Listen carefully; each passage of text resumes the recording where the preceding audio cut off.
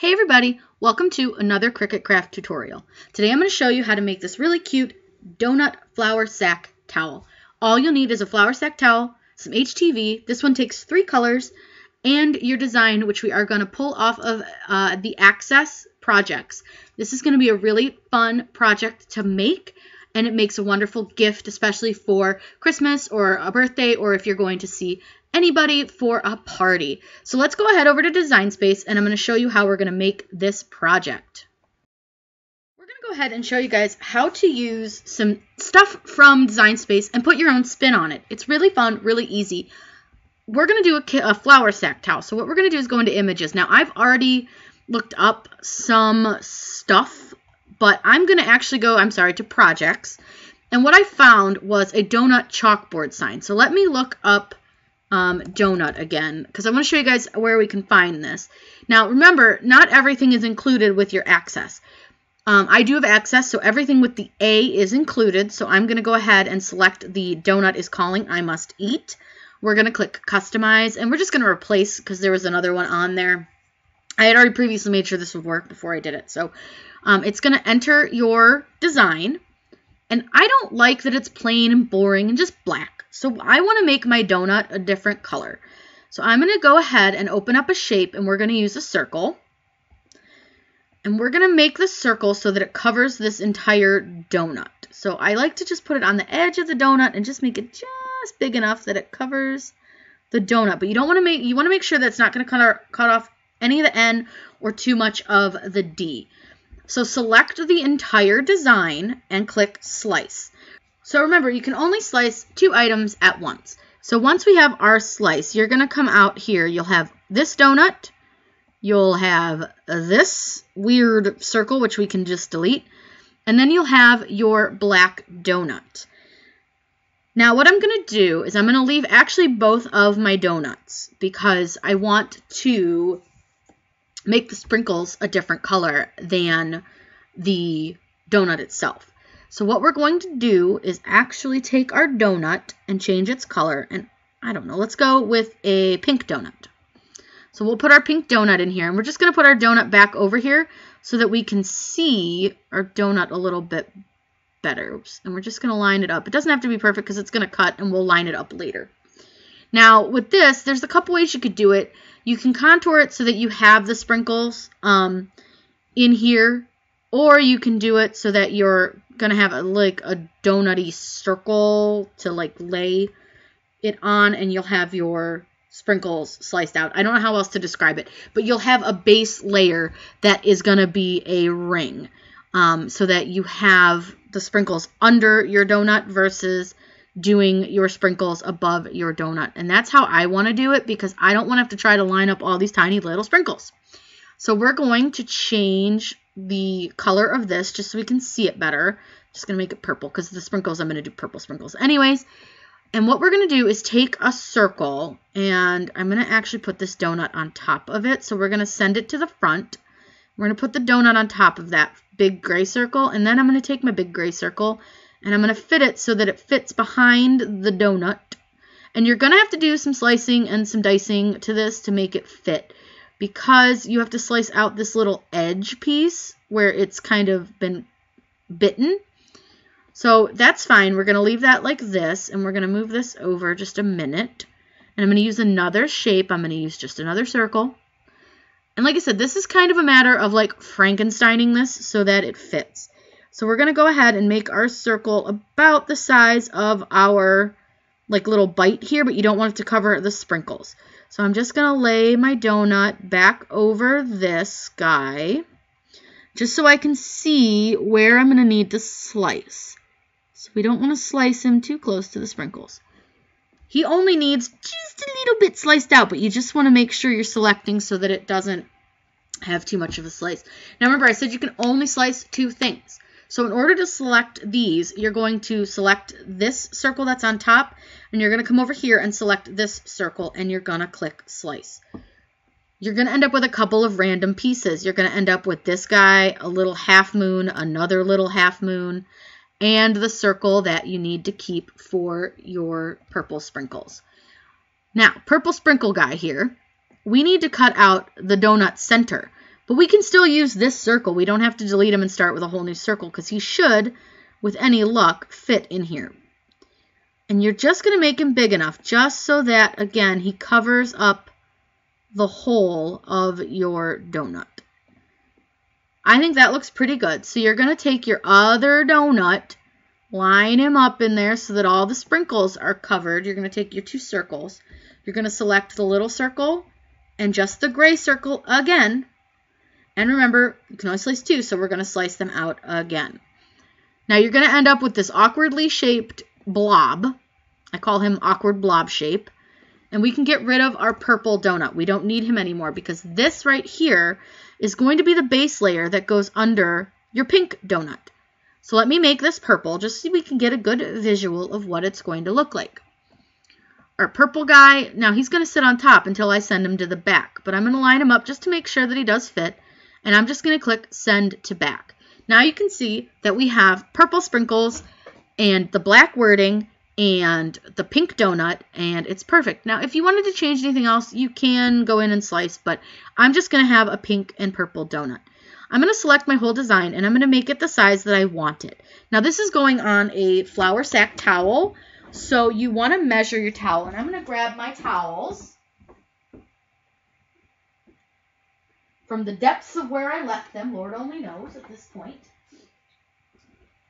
And measuring is so important when you are doing any kind of design. Now, these ones are from Walmart, so they were nice and inexpensive. They're pretty nice quality. But what I do is I'll unfold my flour sack towel and just get an idea of how big it's going to be. And I usually will repress these a little bit on my heat press to press out some of the wrinkles because I fold mine in thirds. And I'll show you this on the video, how I fold mine, just so I can have a bigger space to work with. And I think it actually looks nicer when you hang them on your stoves or your refrigerators or your hooks or wherever you hang them. I just think they look a little bit nicer this way. And again, it gives you just a little more space to work with. So you always just make sure you fold your flour sack towel in a third. And that'll give you a good amount of space to work with. And like I said, I'm just going to measure about how much space I have to work with. So I've got like 9 inches wide, which is pretty big, and we're not going to go quite that big. We'll go about 7. I think that is perfect. Now I'm going to do 2 of these. So what I'm going to do is just select the whole thing, and I'm just going to duplicate it. Now for some reason it did not select my donut, so we're going to just make sure that we draw the square around the whole thing, and we're going to click duplicate. So we should end up with 2 of both of them. Perfect. Awesome. We're going to click Make It, and it's going to show us how much HTV this is going to take to make. So it's going to take almost a whole sheet of black, a 12 by 12 sheet, as well as a little bit of purple and a little bit of pink. So let's get ready to cut this out, and I'm going to show you guys how to do this. Make sure that you mirror your project. Before I get anything else started, I always make sure I mirror. So the mirror is right here in this left-hand side, and you want to mirror every single piece. So go ahead and mirror all 3 of your mats. And I'm going to get the HTV ready to be cut. So we're ready to load our mat. And with HTV, you always want to make sure that you're putting it shiny side down. In this case, this particular HTV that I'm using right now is some off-brand off of Amazon. I do not like it. I'm using it on these because it will work and it's fine. This one is also that same brand, the pink, but this is a Sizer brand, and I'm actually just going to use a scrap. I did not have any purple, so we're going to go with Pretty Mint. I think it will look really nice with the pink. So let's go ahead and we can load our mat once we go ahead and click continue over on our screen. See if I can move you guys. You guys are a little bit wide in the base here, so let's see if we can move you up. Let me move my transfer tape out of the way. You know, it's been a crafty day here, folks. We are just crafting up a storm. So we are ready to load. We're going to, in Design Space, we're going to select Iron On. I'm going to pull this away from the wall, as always, because the maker does suck it in pretty far. We're going to go ahead and hit go. Hit the little Cricut logo, and it should go ahead and cut that out. Now, like I said, we are using a scrap for our sprinkles, so I'm going to lay this on the mat, and then we're going to move the little sprinkle guys on the screen so that we can easily get them to fit in our little scrap pieces. So I'm going to let this cut out. I know you guys really probably don't need to watch it cut this whole thing. So we're going to get this cut out, and then we can go ahead and weed it and apply it. So we're here at the heat press, and the first thing I like to do is just press out some of these wrinkles that are on these flour sack towels. You don't have to do this. This is just something I choose to do. I don't know. I just prefer to press them out. I don't have a lot of space for the heat press where it's at right now. I really need to make some more space because my swing away gets in the way. But you can always lessen your pressure a little bit so that you can slide this in a little bit better. I don't know. I'm not the biggest fan of where I have this, but I don't have a lot of space for it. And so once we redo the craft room, we will have way more space. So we're going to make our pressure more now. We're going to go back down. And this one, I don't really time it. Oops, and I'm way off of where my thing is. This slides around really bad. Like I said, this is not my favorite spot. But we're going to redo the craft room come the probably February-ish area. We have some plans, so I'm really excited for when we do that. It's going to be really nice, and I'm really looking forward to it. And it's going to be a great place to film for you guys, a lot more light. So we're really excited. So we're just going to press that pretty quickly, and we're just going to slide this out of the way. Now, I just guesstimate where center is. If you wanted to, you could fold your flour sack towel in half and find your exact center, but I usually just sort of eyeball it. I think it's fairly centered, so it's fine. It's going to be folded in half anyways once it's on the rung. So I do have this at a pretty decent pressure, and then I just kind of eyeball the bottom of where that is and about center. Make sure you have your Teflon sheets on. Mine always likes to stick to the top of my press, so it's fine, whatever. We're going to go ahead and press it for 15 seconds. So I'm just going to hit the down arrow on my timer thingy. Hopefully you guys can see that. And we're just going to wait for 15 seconds. I'm going to show you guys how we're going to do the donut here in a second because I did it so that I could line it up a little bit easier. So I'll probably move you guys closer hopefully so you can see. So we'll go ahead and turn the timer off and move our sheet out of the way. I'm not going to really move this off of the base too much.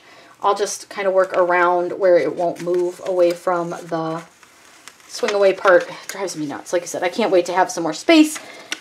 And I see I've got a pretty decent wrinkle here, so we're going to have to kind of work on that. It's, of course, under the vinyl. Never fails. We'll get that pressed out. It won't be a big deal. Let me move this out of the way. It won't be a big deal that it's right there. Because see how it's, I don't know if you guys can see that real well, but there is a big wrinkle. And it, of course, is right under the darn D in donut. So I've had that happen a couple times, and I am going to show you real quick what I'll do to fix this. A lot of times I'll just use my weeding tool, and I will just kind of pick it off the best I can. And you may need to pull it off the heat press for this part, but I'll usually just pull it away from the flour sack. Or I may even just let it stretch it out a little bit and repress just on that little part. But this has happened to me a few times. It's such a pain. Like I said, if I had some more space with this heat press, this may not be such an issue. But we'll just let it go for now. I'll fix it later. I'm not worried about it. It's okay. This isn't going anywhere, so it's not a gift or anything. So we're going to go ahead and put our donut down. Now our donut has to go in a specific order for the sprinkles to line up. So you have to have the teal under the pink. So what I do is I will take my teal and I will put it under my pink. Now I'm not going to press it like this, so don't freak out, guys. But what we're going to do is line it up so that we make sure all of our sprinkles are in the teal part. So remember, again, not pressing this. Don't worry. Don't freak out. I'm going to set it down on the sheet, or on our flour sack towel, right where I need it to go. I need it to go right here. So I'm going to peel up the pink, but hold the teal down, because I don't want the teal to move from where I placed it. We're going to take our Teflon sheet, and we're going to leave that on there, and we're just going to press this for probably about, I would say, last time I did it about 5 seconds. You just want to press it just enough for it to adhere, because it'll shrink a lot. This one probably won't be such a big deal if it shrinks a little bit, but if you let it shrink too much, your donut on top won't line up with your sprinkle bottom. So We just pressed it for a few seconds, and it should adhere just fine. And it's perfect. Then you're going to take your pink donut, and you're going to line it up. And you're going to make sure that all of your sprinkles are covered here. So we've got all our sprinkles lined up. Swing your heat press back over, and we're going to do the full 15 seconds on this one. So just start your timer, and we're going to just wait that 15 seconds. This is honestly a pretty simple project. It's easy, it's fun, it's really, really cute. A fun way to dress up your kitchen or your friend's kitchen or whatever you need to do. So we'll go ahead, and our timer's done, so we'll turn our timer off. Go ahead and lift, swing her back away. You can peel up where your pink is. Now this stuff is all hot peel, so don't worry, you know, some of it is cool peel. Like I said, I do have to fix my D. I'm a little disappointed that I got a big wrinkle, but I should be able to stretch it out and fix it. I may be able to just heat it from the back with a little iron and pick it off.